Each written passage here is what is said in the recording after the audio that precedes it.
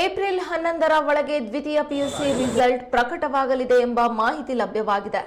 March 1ರಿಂದ 20ರವರೆಗೆ ರಾಜ್ಯದಲ್ಲಿ ಪರೀಕ್ಷೆಗಳು ನಡೆದಿದ್ವು. ಪರೀಕ್ಷೆಗೆ ಒಟ್ಟು 7,13,862 ವಿದ್ಯಾರ್ಥಿಗಳು ನೋಂದಾಯಿಸಿಕೊಂಡಿದ್ರು. ಒಟ್ಟು 1,171 ಪರೀಕ್ಷಾ ಕೇಂದ್ರಗಳಲ್ಲಿ ಪರೀಕ್ಷೆ ನಡೆದಿತ್ತು.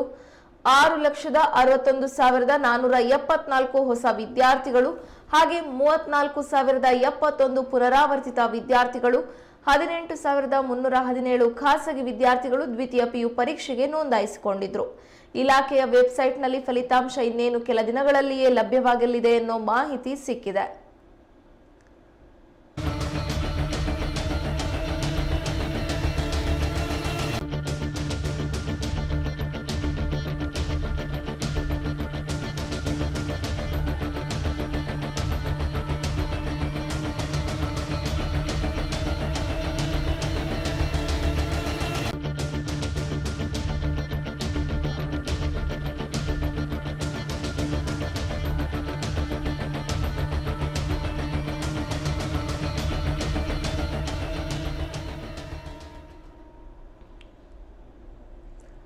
ಮಾರ್ಚ್ 1ರಿಂದ ಮಾರ್ಚ್ 20ರವರೆಗೆ ದ್ವಿತೀಯ ಪಿಯುಸಿ ಪರೀಕ್ಷೆಗಳು ನಡೆದಿದ್ವು.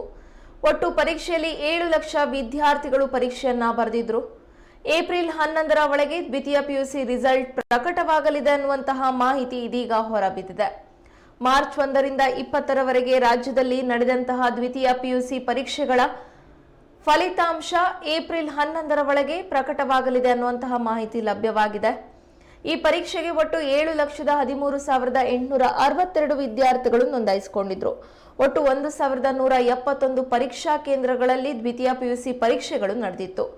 6,61,474 ಹೊಸ ವಿದ್ಯಾರ್ಥಿಗಳು, 34,071 ಪುನರಾವರ್ತಿತ ವಿದ್ಯಾರ್ಥಿಗಳು ಹಾಗೆಯೇ 18,317 ಖಾಸಗಿ ವಿದ್ಯಾರ್ಥಿಗಳು ದ್ವಿತೀಯ ಪಿಯು ಪರೀಕ್ಷೆಯನ್ನ ಬರೆದಿದ್ದಾರೆ.